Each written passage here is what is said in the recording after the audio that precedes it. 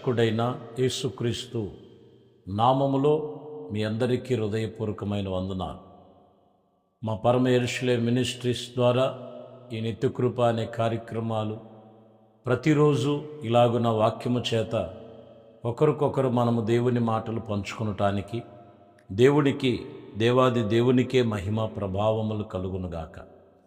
పరిశుద్ధ గ్రంథములో నుంచి రాయబడిన మాటలు 49వ అధ్యాయం యెషయా గ్రంథము 10వ వచనం చదువుతున్నాం. వారి యందు కరుణించువాడు వారిని తోడుకొని పోవచ్చు, నీటి బుగ్గల యొద్దకు వారిని నడిపించును.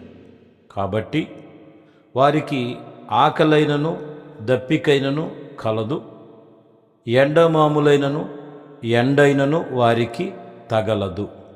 ఈ వాక్యములో దేవుడు వారి మీద కనికరించి కరుణ చూపించి నేను వారిని తోడుకొని నీటి బుగ్గల యొద్దకు నేను తీసుకుని వచ్చేదనని చెబుతూ వారి ఆకలి తీర్చి తృప్తిపరచటమే కాదు, ఎండమాములైనను ఎండ దెబ్బైనను వారికి తగలదు, ఏడి అయినను తగలదు.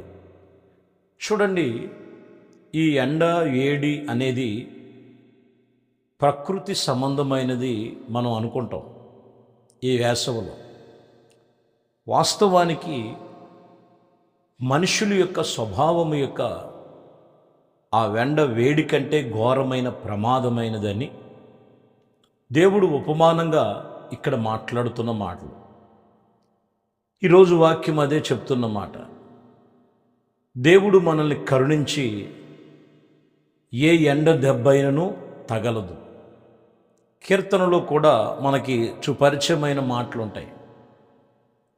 121 కీర్తన 6వ వచనములో పగలు ఎండ దెబ్బైనను తగలదు, రాత్రి వెన్నెల దెబ్బైనను తగలదని చెప్తారు. ఏంటిది ఎండ దెబ్బలు అనేది మనం గమనించినట్లయితే, ప్రియమైన దేవుని బిడ్డలారా, మనిషి జీవితంలో మనిషి పడుతున్న ప్రయాస, వాళ్ళ మీద పడుతున్నటువంటి కొన్ని పరిస్థితులు ఎన్నో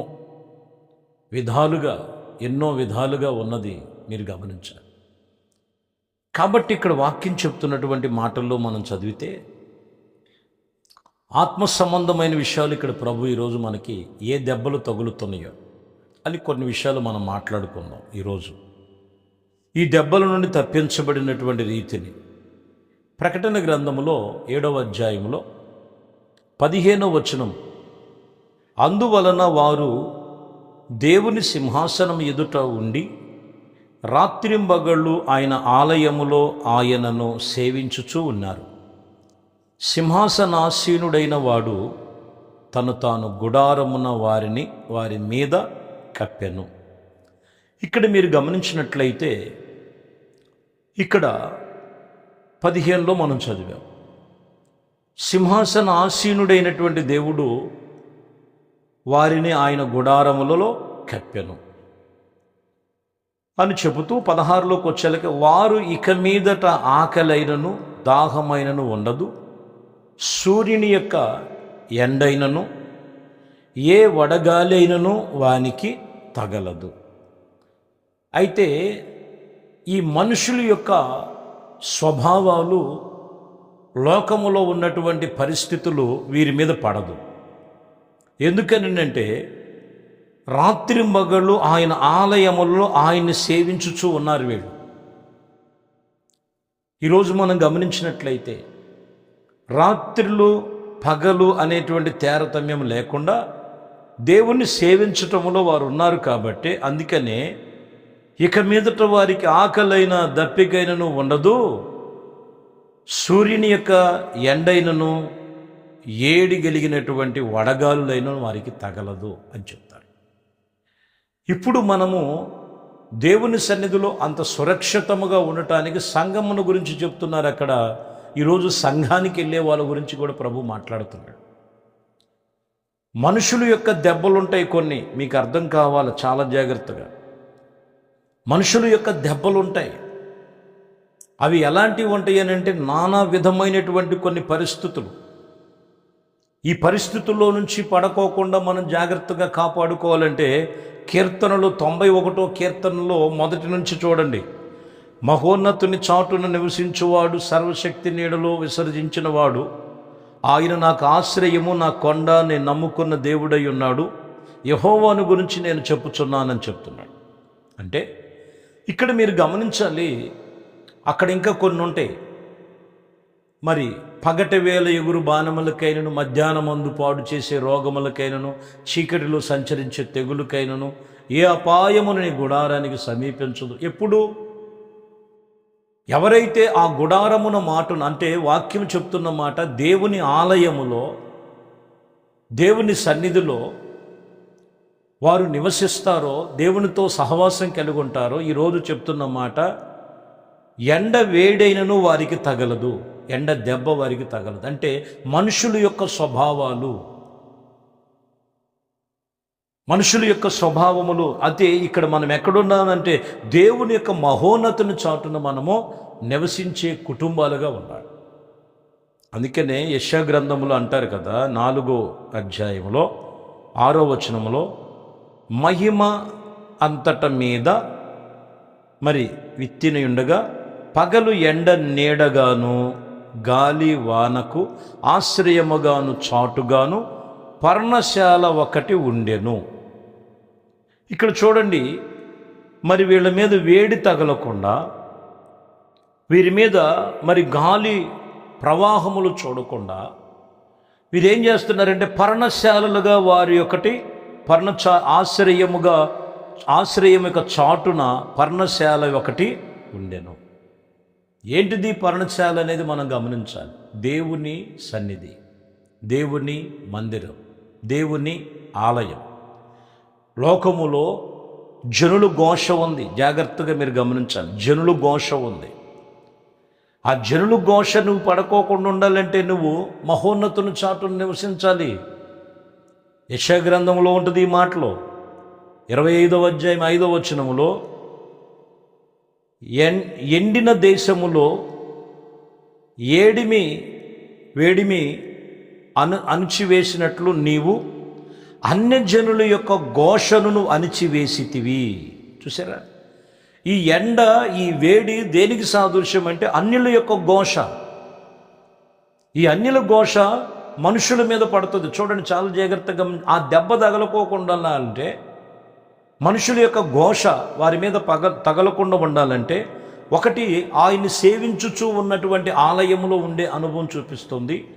రెండోది, మరి మనం గమనించినట్లయితే పర్ణశాలలు అనేది ఆయన ఆశ్రయముగా, పర్ణశాలలో వారు ఉంటే గాలులు కానీ వేడి కానీ రానివ్వడని. అంటే ఏంటిది వేడి, ఏంటిది గాలులు అని అంటే ఇక్కడ మనం గమనించాలి, అన్యుల యొక్క ఘోష, అన్యుల యొక్క ఘోష. మనుషులు చూడండి, మనుషుల మీదకి మనుషులు విరుచుకుపడుతున్నటువంటి రోజులు. వాళ్ళ యొక్క స్వభావాలు వారి మీద పడుకోకుండా ఉండాలంటే ఇక్కడ ఇది ఒక ఎండ దెబ్బ కంటే తీవ్రమైంది. దాని నుండి తప్పించాలంటే ఆ మహోన్నతుని చాటున, ఆ పర్ణశాల యొక్క ఆశ్రయం, లేదా దేవుని యొక్క ఆలయములో దేవుణ్ణి సేవించే విషయములో మనం చాలా జాగ్రత్తగా మనం ఆత్మీయతలో భద్రపరుచుకునే వారముగా ఉండాలి.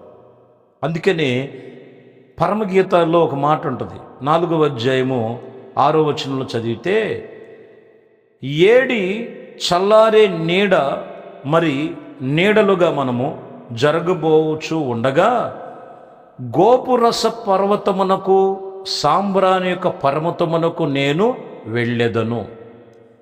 చూడండి, వేడి వెండ అది మరి గడుస్తూ ఉండగా, జరుగుతూ ఉండగా ఈ ప్రజలు ఏం చేస్తున్నారంట, గోపురసము యొక్క కొండకును సాంబ్రాని యొక్క పర్వతమునకు ఎక్కిపోయినట్లుగా ఇక్కడ 2 పర్వతాలు కనపడతాయి. గోపురస పర్వతం ఏంటంటే దేవుణ్ణి ఎప్పుడు స్తుతించటానికి గోపురసం అనేది స్తుతులకు సూచనగా ఉంది. ఆ వేడి కలిగినటువంటి ఎండ వీరికి తగలకుండా, అంటే మనుషుల యొక్క, జనుల యొక్క ఘోష తగలకుండా ఉండాలంటే ఖచ్చితంగా వీరిలో ఉండవలసింది మొదటిగా మీరు గమనించాలి, దేవుణ్ణి ఎప్పుడు మనము స్తుతించాలి. అది గోపురసమునకు సాదృశ్యం ఈ పర్వతం. రెండో పర్వతం చూడండి, సాంబ్రాణి కలిగినటువంటి వారి పర్వతం అనేది మనం గమనిస్తాం. అక్కడికి వెళ్ళాను. సాంబ్రాణి ధూపము దేనికి సాదృశ్యముగా ఉన్నదంటే వీళ్ళ ప్రార్థనకు ధూపముగా ఉన్నది, ప్రార్థన ధూపముగా ఉన్నది. కాబట్టి ఈరోజు వాక్యము చెబుతున్నటువంటి మాటలు మనం చాలా జాగ్రత్తగా మనం పరిశోధన చేస్తే వాక్యము రాయబడి ఉన్నది. ప్రియమైన దేవుని బిడ్డలారా, వాక్యములో చెబుతున్న మాటలు మొదటిగా దేవుని సన్నిధిలో ఆ ఎండ దెబ్బ అనేది ఏంటంటే మనుషుల యొక్క జనుల యొక్క ఘోష. ఆ జనుల ఘోష అనేది లోకములో ఆ తెగులు, ఆ యొక్క అపాయములు, ఆ యొక్క రోగములు, ఆ యొక్క బలహీనతలు వాటిలో నుంచి తప్పించబడాలంటే ఒకటి, దేవుని ఆలయములో ఆయన సేవించేవారై ఉండాలి. 2, మహోన్నతుని చాటును నివసించేవారై ఉండాలి. 3, దేవుణ్ణి స్తుతించటం, అలాగే ప్రార్థన ధూపం అనేది వారిలో ఉన్నప్పుడు ఎటువంటి ఎండ దెబ్బైనను నీకు తగలదు, ఎటువంటి వేడిగాలైనను అనగా మనుషుల యొక్క స్వభావాలు నీ మీదకి రానివ్వడు. ఆయన సన్నిధిలో నీవు ఆ రీతిగా నడుచుకోగలిగితే ఆత్మ సంబంధమైన ప్రతి కార్యములు దేవుడు ఆయన కృపలో జరిగించి పరిశుద్ధపరచబడునుగాక. ఆమె ప్రార్థన చేసుకుందాం. ఈ మాటలు మన వినికిడిలో దీవించునుగాక. మహాపరిశుద్ధుడా, ప్రేమ కలిగిన తండ్రి, దయగలిగిన మా ప్రభువా, ఏడి దెబ్బ, ఎండ దెబ్బ ఏడి అయినను ఏది నీకు తగలదు. ఇది మనుషుల యొక్క మరి జనుల యొక్క ఘోష అని మీ వాక్యం చెప్తుంది. తెగుళ్ళకు సూచనగా ఉంది, బలహీనతలకు సూచనగా ఉంది. ఎన్నో లోపములు లోకములో జరుగుతున్నాయి. ప్రభువా, మీ చాటున నివసించేవారు, మీ ఆలయమునకు నడిచేవారు, మీ సన్నిధిలో స్తుతి యాగములు చెల్లిస్తూ ప్రార్థన ధూపము కలిగినటువంటి నిత్యము ప్రతి ఒక్కరిని అలాగున ప్రతి శోధన నుంచి తప్పించి ఆత్మ సంబంధమైనటువంటి ఆశీర్వాద ఫలముల చేత నింపి సహాయము దయచేయమని, సర్వ మహిమ ఘనత ప్రభావాలు మీకే పొందుకోమని యేసుక్రీస్తు పరిశుద్ధ నామములో ప్రార్థించి వేడుకొనుచున్నాము తండ్రి. ఆమేన్. దేవుడు మిమ్మల్ని దీవించునుగాక. ఆమేన్.